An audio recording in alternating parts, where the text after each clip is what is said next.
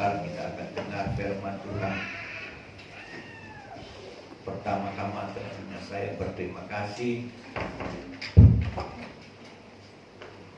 karena dapat bersama-sama dengan saudara.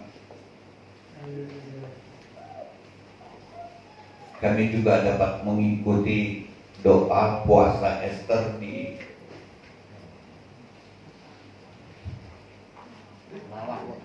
Lawang. Kami sudah mengikuti. Sebenarnya saya sudah doa puasa, saya tahu bahwa berat kalau saya mau ikut untuk 3 hari itu sangat berat. Itu harus melewati perjuangan karena saya tahu saya harus juga ikut melayani, ada 2 session, sehingga saya perlu doa puasa sendiri dulu. Saya puasa di rumah dulu 3 hari dan Tuhan beri kekuatan. Amen. Sebenarnya saya sudah menolak untuk hadir bersama-sama dengan doa puasa Ester yang ada di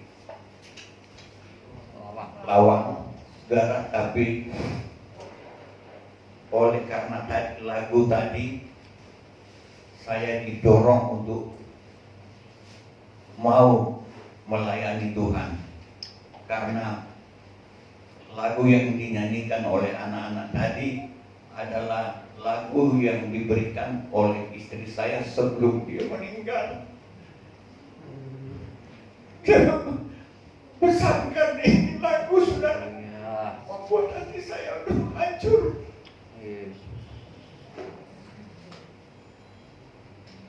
Saya sudah katakan saya tidak mau ikut, tapi lagu itu memberikan dorongan harus ikut, karena lagu itu katakan kuatkan dan teguhkan hatimu, renungkan siang malam firman Tuhan dan bagi-bagikan firman Tuhan itu yang memberikan dorongan kepada saya. Saya sudah katakan kepada Pak John sama-sama Ika, saya katakan saya nggak usah ikut saja, saya di rumah saja karena begitu berat. Di usia saya juga yang ke-77 tahun ini, saudara, sangat berat. Saudara lihat sendiri, saya harus dengan tongkat untuk bawa diri saya. Biasanya ditemani oleh istri, diberi kekuatan, diberi dorongan, tapi sekarang sudah tidak bersama-sama, saudara. Itu yang membuat saya berat, sudah berhati. Tapi Tuhan sudah mampukan, saya bersyukur kepada Tuhan. Tuhan mampukan sehingga saya bisa bertahan dan dapat mengikuti doa puasa di Lawang, saudara. Dan pagi hari ini bisa bersama-sama dengan saudara. Pagi hari ini doa yang ada di Lawang dengan tema bahwa intimasi dengan Tuhan, untuk intim dengan Tuhan, untuk intim dengan Tuhan. Jadi kehadiran kami di sana untuk intim dengan Tuhan. Bagaimana kita bisa intim dengan Tuhan? Ada 3 hal yang dapat kita intim dengan Tuhan. Yang pertama lewat doa. Lewat doa kita dapat intim dengan Tuhan. Lalu lewat firman. Lewat firman kita bisa intim dengan Tuhan. Lalu yang ketiga adalah dalam ibadah. Dalam ibadah itu kita bisa intim dengan Tuhan, menyatu dengan Tuhan, lengket dengan Tuhan, melekat dengan Dia. Dan saya percaya bahwa Tuhan berkati. Saya sudah alami tadi, kita dengar kesaksian bahwa ikut dalam doa puasa Ester di Lawang sudah diberkati, dan saya juga sudah diberkati Tuhan. Pagi hari ini kita akan melihat dalam kitab Kidung Agung dalam Perjanjian Lama. Sebelum kitab Amsal, sesudah kitab Mazmur, kita dapati ada kitab Kidung Agung. Pasal yang pertama kita akan baca ayat yang keempat. Pasal 1 ayat 4. pasal 1 ayat 4. Ayat ini sudah mendorong saya untuk dapat hadir di lawang dan dapat beribadah kepada Tuhan lewat ayat ini. Kita akan baca sama-sama ayat itu. Ayat 4 dalam kitab Kidung Agung. Yang sudah dapat katakan haleluya. Haleluya. Haleluya. Haleluya. Kidung Agung pasal 1 ayat 4. Kita baca sama-sama dalam hitungan yang ketiga. 2, 3. Tariklah aku di belakangmu. Marilah kita cepat-cepat pergi. Sang Raja telah membawa aku ke dalam maligai-maligainya. Kami akan bersorak-sorai dan bergembira karena Engkau. Kami akan memuji cintamu lebih daripada anggur. Layaklah mereka cinta kepadamu. Saudara saya ketinggalan membaca karena memang tidak pakai kacamata. Di usia saya yang senja ini masih bisa baca Alkitab saja sudah bersyukur kepada Tuhan tanpa kacamata. Saya bersyukur kepada Tuhan masih bisa baca Alkitab, dapat merenungkan firman Tuhan, itu satu hal yang luar biasa. Firman Tuhan katakan dalam ayat 4 ini adalah sebenarnya adalah kesukaan anak-anak muda untuk membaca kitab Kidung Agung. Tetapi kita mau intim dengan Tuhan, Raja di atas segala raja. Ini adalah ada kisah antara Solamit dengan Salomo. Salomo raja yang besar itu menuliskan kata-kata ini semua dalam kitab Kidung Agung. Ini nyanyian di atas segala nyanyian. Itu kitab Kidung Agung. Pada ayat yang keempat yang kita sudah baca, tariklah aku di belakangmu. Ini perkataan Solamit kepada Salomo, kepada raja. Tarik aku di belakangmu. Kenapa dia minta ditarik? Dalam salinan lain malah mengatakan seret aku. Bukan saja tarik tapi seret aku di belakang dia katanya. Untuk apa? Untuk masuk ke makligainya. Untuk apa di makligainya? Untuk intim dengan dia. Untuk intim. Ini makligai ini ada tempat rahasia. Tempat rahasia Allah. Tempat rahasia raja di atas segala raja. Solamit merindukan supaya dia dapat bersama-sama dengan sang raja ini, Salomo, dalam makligainya. Seperti kita akan intim selalu dengan Tuhan. Intim dalam hal apa? Dalam hal doa, dalam hal firman, dalam hal ibadah. Kita harus intim dengan Tuhan. Jadi bukan sekedar datang dalam doa, bukan sekedar dengar firman Tuhan, bukan sekedar kita beribadah, tapi dalam ibadah, dalam pujian memang sungguh-sungguh keluar dari hati kita. Kalau kita nyanyikan mengasihi Tuhan, memang benar kita mengasihi Tuhan. Kita menyatu dengan Tuhan. Dalam kitab Mazmur dikatakan, tadi sudah dinyanyikan, melekat, kita melekat dengan Dia. Hati kita melekat dengan Dia. Kita lengket dengan Dia. Intim di dalam hal doa, di dalam hal ibadah, dalam hal baca firman. Renungkan itu siang dan malam. Kita renungkan, jadi artinya siang dan malam ada dalam hati, dalam pikiran kita, melekat dengan hidup kita. Itu namanya intim dengan Tuhan. Dan kalau kita intim dengan Tuhan, ada berkat yang Tuhan mau berikan dalam hidup kita. Saudara, ayat itu katakan, tarik aku di belakangmu, marilah kita cepat-cepat pergi. Solamit, sang wanita ingin supaya cepat-cepat dia dapat menikmati hadiratnya. Biarlah pagi hari ini kita dapat menikmati hadirat Tuhan dalam ibadah, dalam doa, dalam firman. Kita nikmati cepat-cepat, dapat merasakan betapa benar memang ajaib Tuhan, betapa luar biasa Tuhan di dalam firman-Nya, dalam ibadahnya. Kita rasakan dalam doanya, memang sungguh ajaib. Saudara, dalam ayat itu Seterusnya katakan, kami akan bersorak-sorai. Ini sorak-sorai dari teman-teman Solamit yang merasa ada kemenangan, diberkati, ada sukacita. Karena itu mereka bersorak-sorai. Biarlah sebentar kita pulang dengan sorak kemenangan. Kita pulang karena kita diberkati Tuhan lewat keintiman kita dengan Tuhan dalam ibadah, dalam doa, di dalam firman Tuhan. Kita intim dengan Dia sehingga kita pulang dengan berkat dari Tuhan.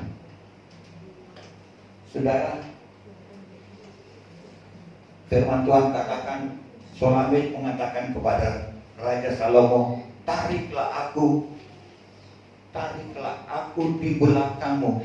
Dengan apa Salomo sang raja itu dapat menarik kita?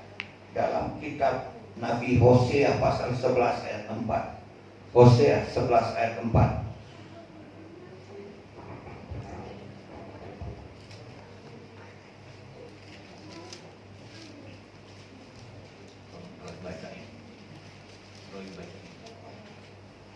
Hosea 11 ayat 4. Hosea 11 ayat 4. Aku menarik mereka dengan tali kesetiaan, dengan ikatan kasih. Bagi mereka aku seperti orang yang mengangkat kuk dari tulang rahang mereka. Aku membungkuk kepada mereka untuk memberi mereka mata. Alkitab menuliskan bahwa dengan apa kita ditarik oleh sang raja, yaitu dengan tali kasih. Ditarik dengan kasih. Saudara, kita pagi hari ini semua oleh karena kasih Kristus kita bisa hadir dalam ibadah ini. Hanya karena kasih Kristus. Kalau saudara sudah diselamatkan Tuhan, itu karena kasih. Kita orang berdosa, tapi karena kasih Kristus kita diselamatkan, kita ditarik, kita malah diseret untuk diselamatkan. Begitu luar biasa. Kita Hosea katakan bahwa kita ditarik oleh tali kesetiaan. Dengan setia Tuhan menjaga kita, memelihara, memberkati kita dengan setia. Kita sudah ditarik dengan tali kasih Kristus. Dalam Alkitab ada dituliskan bagaimana ada satu wanita yang berdosa datang kepada Tuhan. Dalam Injil Yohanes pasal 8 ada seorang wanita yang kedapatan berdosa sehingga dibawa kepada Tuhan Yesus. Dikatakan oleh mereka, mau diapakan ini wanita ini yang berdosa, yang ketangkap basah, dia orang berdosa. Memang Taurat mengatakan bahwa harus dilempar dengan batu, harus mati. Tapi oleh kasih Kristus dia diselamatkan. Kita membaca dalam Injil Yohanes pasal 8 dituliskan di sana bagaimana Tuhan Yesus waktu wanita itu dibawa kepada Tuhan Yesus. Tuhan Yesus katakan, siapa yang berdosa boleh dia yang lempar lebih dulu dengan batu supaya dia mati. Tapi akhirnya kita membaca dalam Injil Yohanes pasal 8, satu persatu mereka semua pergi. Ternyata mereka semua orang berdosa. Sama seperti saudara dan saya. Kita adalah orang berdosa, tapi karena kasih Kristus kita sudah ditarik, kita diselamatkan, kita diberkati Tuhan. Begitu luar biasa. Ini wanita yang berdosa, sudah berbuat kesalahan besar, tapi Tuhan, kita membaca Tuhan tidak menghukum dia. Alkitab menuliskan dalam Injil Yohanes pasal 8 itu dikatakan Tuhan Yesus hanya menulis, dia hanya menulis ke tanah, dan dia katakan kepada mereka yang sudah membawa wanita ini kepada Tuhan Yesus, barang siapa berdosa lempar dengan batu. Tuhan Yesus, kita membaca di situ, hanya menulis di tanah.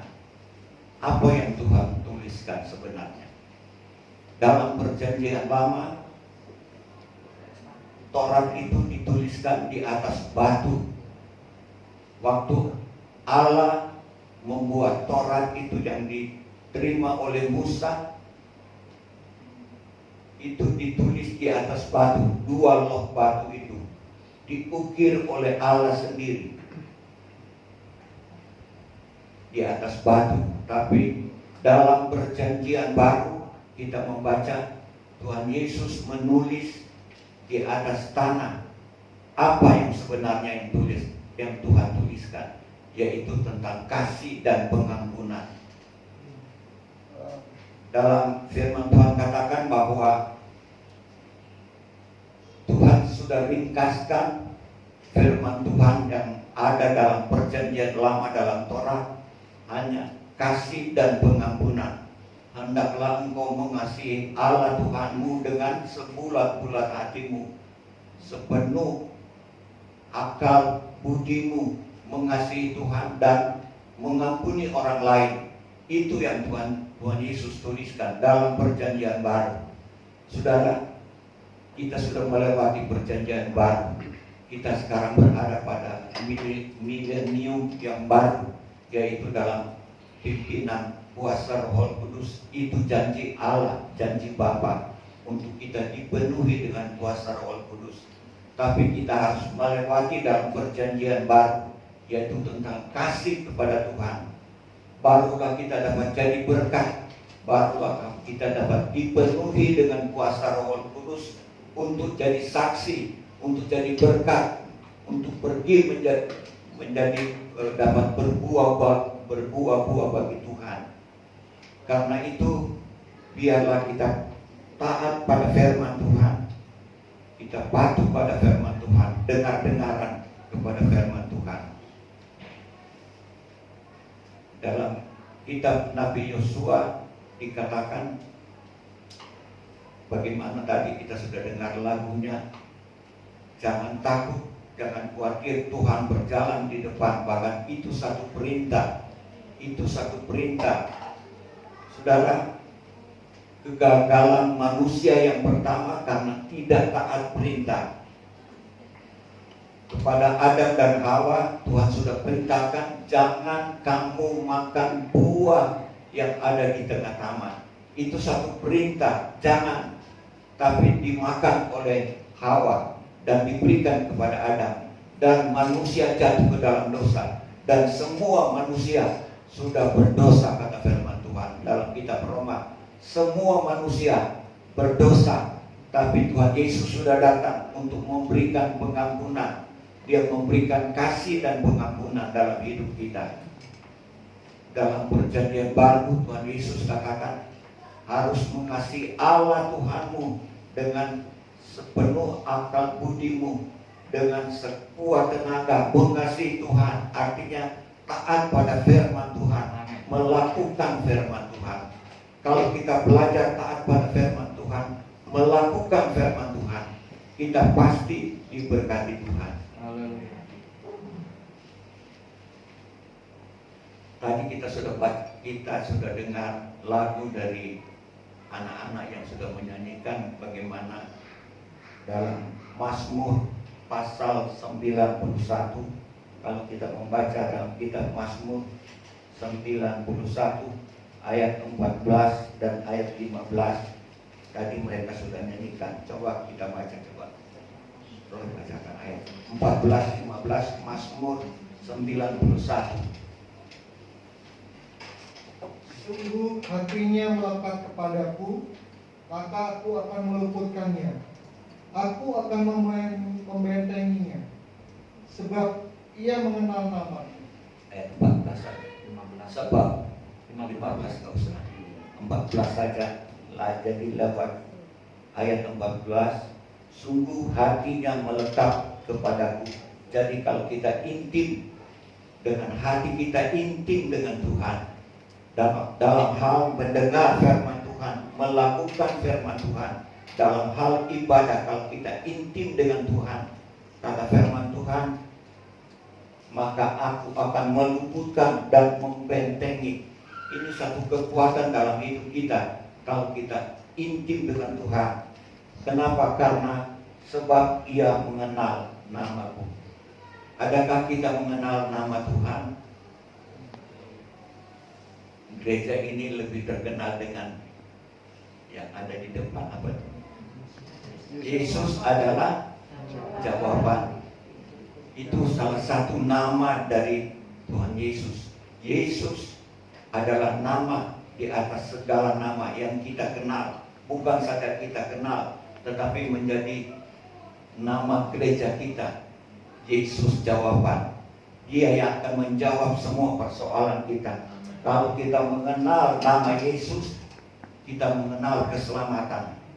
Ada dua nama, saudara, yang diberikan malaikat kepada Maria pada waktu dia hamil, dan waktu diberitahu kepada Yusuf suaminya bahwa namakan dia Yesus, dan yang satu adalah nama yang lain adalah namanya Immanuel. Namanya Immanuel, artinya Allah beserta kita. Itu dua nama yang Tuhan katakan. Namakan dia Yesus dan Immanuel. Ada dua nama. Saudara, di dalam dua nama itu yang kita kenal, kata firman Tuhan dalam kitab Mazmur tadi pasal 91. Kalau kita intim dengan dia, melekat dengan dua nama ini, maka kita akan dibentengi, kita akan diberkati. Saudara, dalam kitab Kejadian pasal yang ke-26, Kejadian pasal 26 ayat yang ke-1, kita baca ayat 1. Kejadian 26 ayat 1. Ya. Maka timbullah kelaparan di negeri itu. Ini bukan kelaparan yang pertama yang telah terjadi dalam zaman Abraham. Sebab itu Ishak pergi ke Gerar kepada Abimelek, raja orang Filistin. Dalam ayat yang pertama ini kita membaca terjadi kelaparan, terjadi pandemi yang luar biasa. Pada zaman Abraham itu sudah pernah terjadi, saudara, sehingga Ishak katanya pergi ke Gerar. Dia pindah ke Gerar karena terjadi pandemi yang luar biasa, kelaparan yang luar biasa. Dia sudah menanam, dia sudah menjadi petani yang baik, tapi tidak ada hasilnya karena terjadi kelaparan yang luar biasa.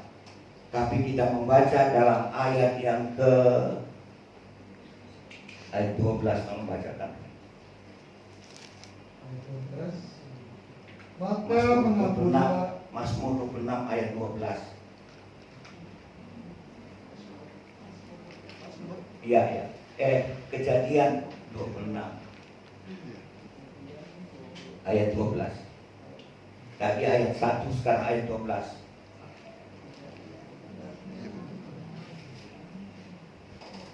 Ayat ke-12.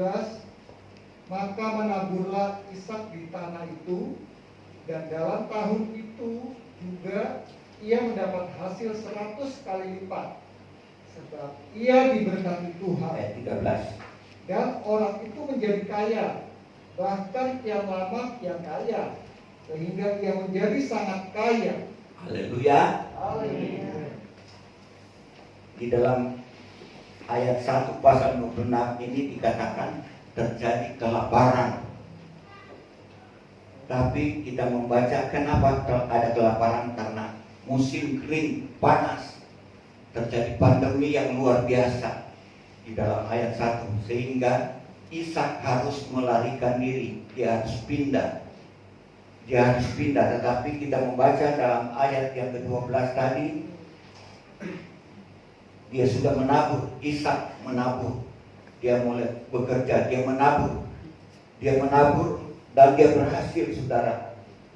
Ayat itu mengatakan dia berhasil 100 kali lipat hasilnya. Begitu luar biasa.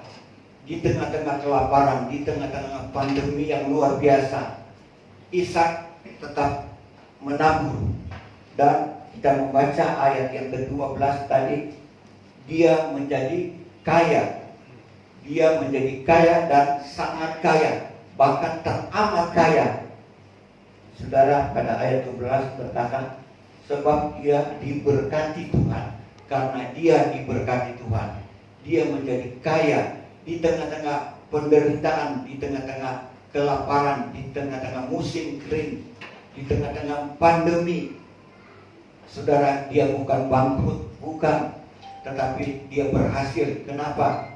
Karena dia tetap intim dengan Tuhan. Karena dia ada keintiman dengan Tuhan. Dia percaya kepada Tuhan dan dia diberkati Tuhan.